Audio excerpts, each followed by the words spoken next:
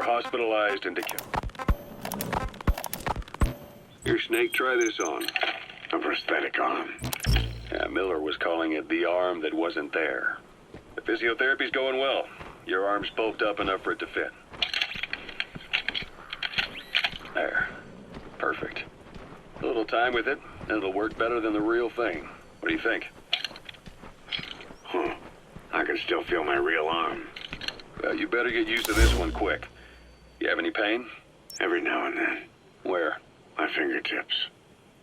My left fingertips. Sounds like phantom pain. Your brain still remembers your old hand. Yeah. What about your vision? Can you see okay? Yeah. At the moment. Now, the shrapnel in your skull is pressing on your optic nerve. I'm told any hard impact could have an effect on your visual cortex.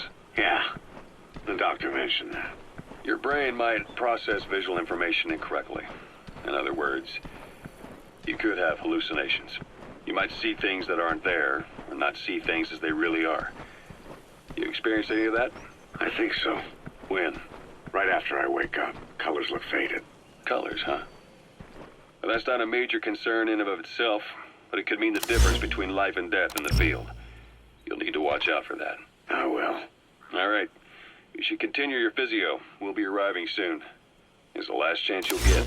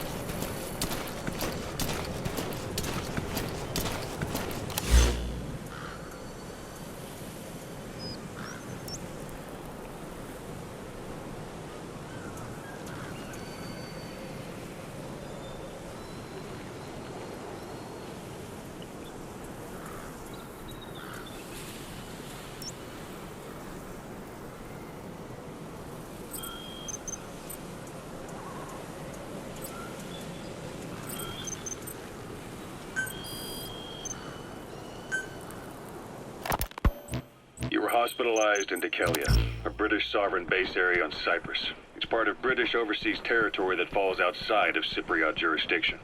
You got moved from Cuba's Little America right into Cyprus's Little Britain. Why Dikelia? The UK and the US remain close allies. The last place Cypher would think to look for you is inside their own system. That's what kept you safe in British military hospital for 9 years.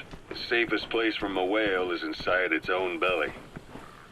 You were a regular Geppetto. Well, it wasn't Pinocchio who led me out to safety. So who was that guy? Cypher went so far as to attack British territory, burning their own ally. That's how badly they wanted you dead. He said I was in a British... That's a type of medicinal plant. But the doctor... Bring it back to base. They're sure to be useful sometime. To trust them. Dikelia is also home to Greek Cypriots, after all. What about the Turks? They haven't returned to the south. Not yet. The Cyprus dispute is still a long way from resolved. The country is just as split as it was in '74. Turkish Cypriots in the north, Greek Cypriots in the south. Between them, the Green Line, the UN established. And Dikelia sits right on top of it. It does. Part of the buffer zone between the two groups. Another reason it was the perfect place to hide you. Easy to spot any outsiders snooping around. So how do things stand? Now, last year, the Turks declared that the Turkish Republic of Northern Cyprus is an independent state, though it's only Turkey that recognizes it. In the past, the Greeks and Turks lived side by side in the same villages. There are reasons to fight. Those came from the outside. Greece, Turkey, Britain, America, they all had their own stake in pitting the two sides against each other. But once you spark something like this, it's impossible to control. Both sides build up grudges like debt, without the foresight to see that each act of revenge just fans the flames, and then it's too late for other nations to rush in with peace talks. The embers keep on smoldering. Each nation's arrogance only breeds anarchy. The world is paralyzed by this hunger for revenge. Cyprus is no different.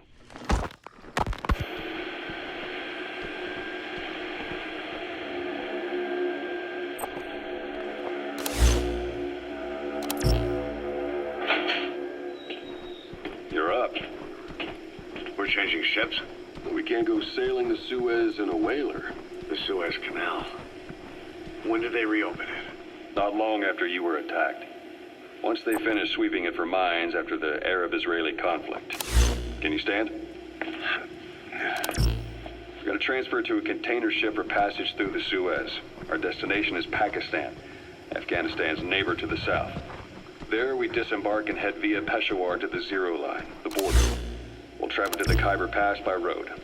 And then? We continue on horseback.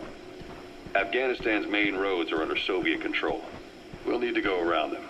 It'll be all narrow, winding paths through the mountains. We'll do better on horseback. It's a local guerrilla tactic. They use the higher ridges to avoid air recons. Then they charge down the mountains for ambushes. The Soviets still haven't devised a counter-strategy. Our time frame is only half as much as we really need. It's gonna be a tough march. Better horses than boats. Well, it'll make for good physiotherapy.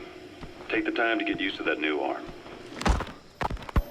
While the Soviets have indicated they are not participating in the Los Angeles Olympics, primarily because the United States has made no attempt to guarantee the safety of the Soviet Union's athletes, the United States is increasingly demonstrating the belief that the issue has nothing to do with its preparations, and in fact this is retaliation for the Western nations' boycott of the previous Moscow Olympics.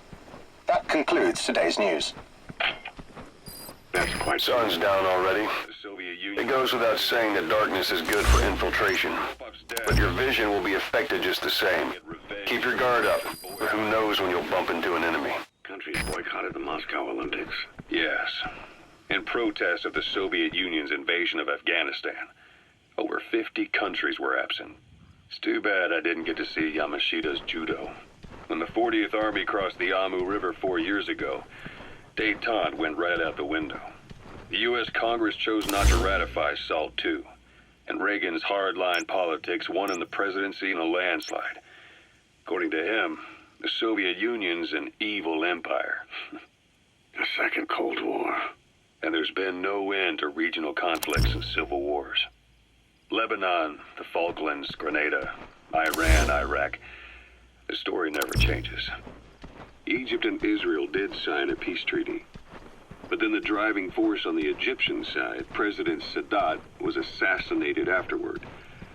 Apparently, his actions were considered a betrayal of his fellow Arabs. Islamic extremists? Yes. Fundamentalist extremists have been responsible for some bold acts of terrorism in recent years.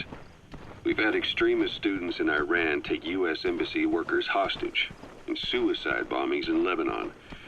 Over 300 foreign soldiers stationed there have been killed. The countries have yet to develop an effective means of dealing with terrorism. Afraid of losing their own men, they've pulled their forces out, handing private forces a golden opportunity. Private forces? Small armies with no national affiliation, working for the highest bidder. That's right, they got the idea from you. After Mother Base went down, they began spreading to meet the soaring demand. Miller's organization is just one of many PFs now. The entire world is after you. But at the same time, it needs you too. Miller told me about what happened in the Caribbean 9 years ago. You do remember Miller. You'd formed a private army with him. An army with no allegiance to a nation. I remember, but... I see.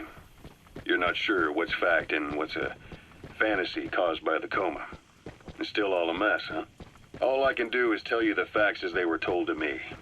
I've gone easy on you up until now, but this is where the hard stuff begins. 1974, the year before you entered your coma. You were in Colombia, operating with a small unit of men, basically mercenaries. Miller was among them. Miller was trying to find a way to turn his and your talents into a line of work. He was looking to start a business where you would fight on behalf of others around the world, those who needed military force. But the reality was, at that time, you didn't have enough gear to equip your own men. Then Miller came across this client. It was a huge job he was offering, but you had a shot at pulling it off. You accepted it and headed into Costa Rica. The client even threw in an offshore facility in the Caribbean. The Mother Base, that would be your new base of operations. Miller sure did have a head for business. As your mission went on, your unit grew and grew. More weapons, more money. Before you knew it, you were commanding 300 men. As the organization got bigger, your military powers swelled to match. It got so the international community couldn't afford to ignore you. You were just too damn successful for your own good. You, your men, had worn out your welcome. Everyone was out for you. East, West, First World, Third. Watch it any further and you'll leave the mission area. One took you down. And that was XOF. Officially, they're an anti-terror unit under the CIA. In reality, they're Cypher's private strike force. They lured you to Cuba using Chico, the Nicaraguan revolutionary kid, and Paz, a mole who worked for Cypher as bait. While you were gone, XOF, posing as a nuclear inspection team, stormed Mother Base. At the same time, C4 they placed on the strut legs went off. The whole thing went down in minutes. XOF. Kisses and hugs followed by a big FU. All because of Miller's blind spot. A back door into Mother Base no one suspected. You remember a certain scientist. Huey was responsible for bringing the inspection team on board, giving the enemy a perfect opportunity to hit you at home. You were returning from Cuba when it Mortar shells travel in a curved trajectory, meaning they hit from up above you. Those of your men out on assignment returned right away. They refused to believe the wreckage in the water. It's up to you whether to slip by enemies or take them down. Just remember that any situation can change fast. Familiarize yourself with your weapons and items while you can. You need to be able to switch between them quickly to meet any threat. As far as most folks know, you did.